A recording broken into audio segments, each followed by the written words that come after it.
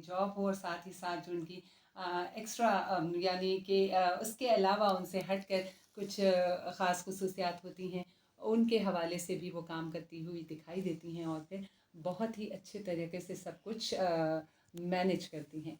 कोशिश तो हमारी यही होती है कि उर्दू ज़ुबान का ज़्यादा से ज़्यादा इस्तेमाल किया जाए, लेकिन कभी-कभी ऐसा होता है कि किसी लफ्ज़ के लिए आपको अंग्रेज़ी का सहारा लेना पड़ता है। बहरहाल हमारे साथ मौजूद हैं जनाब अफ़शा अब्बासी। आप एक शायरा हैं, अफ़साना निगार हैं और फार्मास्यूटिकल कंपनी से वाबस्ता रही, इसी हवाले से आजकल भी अपना काम कर रही हैं। अफ़शा अब्बासी, आपको बहुत खुशामदीद कहेंगे हम। खुशी हुई आपके प्रोग्राम में शरीक होकर के। और जनाब इनका हमने सबसे पहला जो हवाला आप तक पहुंचाया वो है लिखने लिखाने का।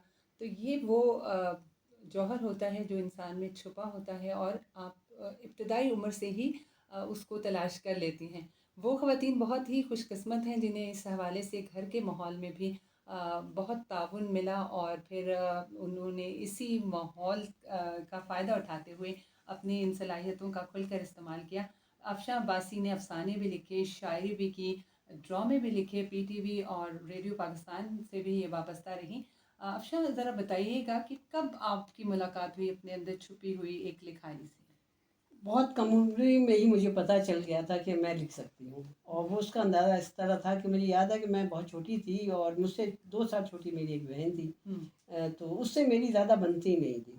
अच्छा। तो पता नहीं किसी बात पे मैं उससे नाराज़ हुई, तो मैंने उसके ऊपर एक उर्दू मुझे लिखना बहुत जल्दी आ गई थी क्योंकि अच्छा। अम्मी ने मुझे घर में पढ़ाया था, हुँ, और बाकायदा इमला और सब चीज़ें, तो मैं अपनी बड़ी बहन से पहले उर्दू पढ़ना आ गया था मुझे। हुँ, तो मैंने उस वक़्त लिखी थी, एक छोटी-सी नज़्म लिखी थी अपनी बहन को तंग करने के लिए, हुँ। कि मेरी एक ही तो है मेरी बहना, मानती नहीं वो मेरा कहना, हर वक़्त लड़ती है वो मुझसे, ज़रा नहीं डरती है वो मुझसे, हाँ, खाना घूमना काम है उसका, नग़मा कौसर नाम है उसका। क्या ये बात है। नज़्म कही, अच्छा ज़ाहिर है वो उसको भी अच्छा कहाँ लगा होगा, हाँ। लेकिन मुझे था कि अब मुझे नहीं मालूम क्या बहन है, लेकिन मैंने अपनी तरफ से गाती फिर रही हूँ ये। हुँ, हुँ।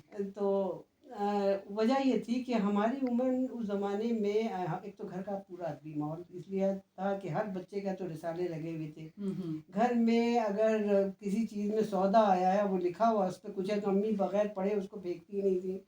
तो हुँ, अखबार अखबार है, रिसाले हैं, ये सब थे। हुँ। फिर अम्मी की अपनी एक लाइब्रेरी काफ़ी बड़ी थी, तो उसमें हमें था कि ये पढ़ना है, ये नहीं पढ़ना है।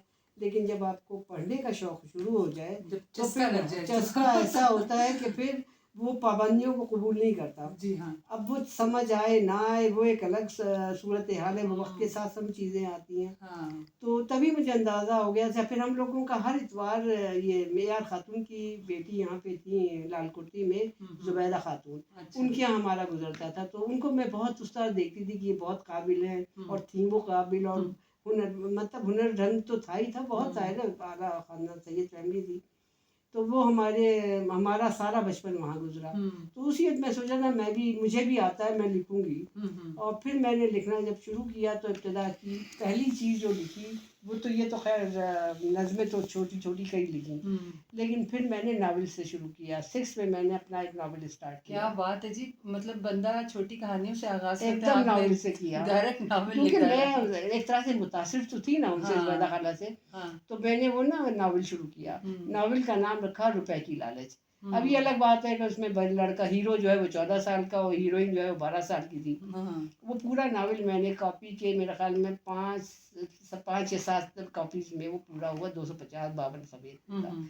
लेकिन अभी भी मैं पढ़ती हूँ तो वो पूरा मुकम्मल नावल है, उसमें कोई कमी नहीं है, सिवाय इसके कि वो जो एहसासात और जज़्बात हैं वो उस उम्र के हिसाब से हैं। ज़ाहिर है मेरी ज़ाहिर-सी उम्र बात है। ऐसी थी, हाँ। 6 में 12 साल की होंगी, हुँ, तो अगर कहीं किसी चीज़ पे रंज है, तो वो रंज की हर कैफ़ियत उसमें है। हुँ, अच्छा, जो एक्शन है वो मुकम्मल उसके, कहाँ से चला, क्या किया, बैठा, हुँ। यूँ